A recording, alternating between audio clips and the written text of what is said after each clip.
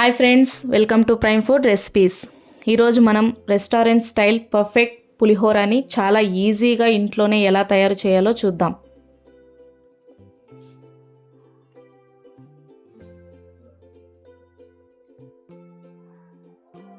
ముందుగా దీనికి కావాల్సిన పదార్థాలు: ఒక లెమన్, కాస్త కరివేపాకు, హాఫ్ క్యాప్సికమ్, 2 పచ్చిమిరపకాయలు, 5 ఎండుమిరపకాయలు, ఒక ఎర్రగడ్డ, కాస్త కొత్తిమీర.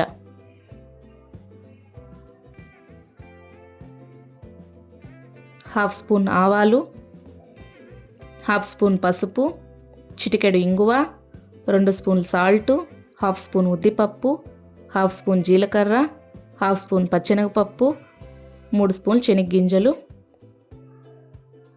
250 గ్రామ్స్ రైస్.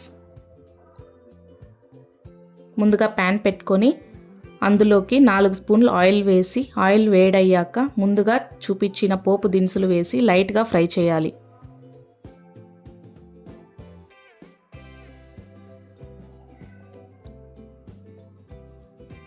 తర్వాత అందులోకి ఎండుమిరపకాయలు, ఎర్రగడ్డ, పచ్చిమిరపకాయలు, క్యాప్సికమ్, కరివేపాకు వేసి బాగా ఫ్రై చేసుకోవాలి.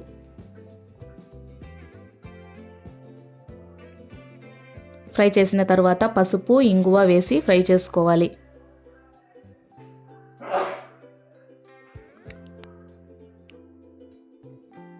తర్వాత కొత్తిమీర వేసి లైట్గా ఫ్రై చేసి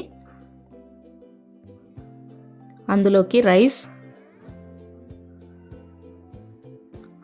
సాల్ట్ వేసి లెమన్ స్క్వీజ్ చేసుకోవాలి.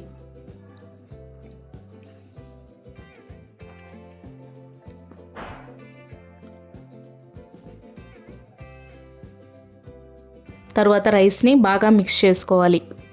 ఆ తర్వాత ప్లేట్లో సర్వ్ చేసుకుంటే టేస్టీ రెస్టారెంట్ స్టైల్ పులిహోర రెడీ.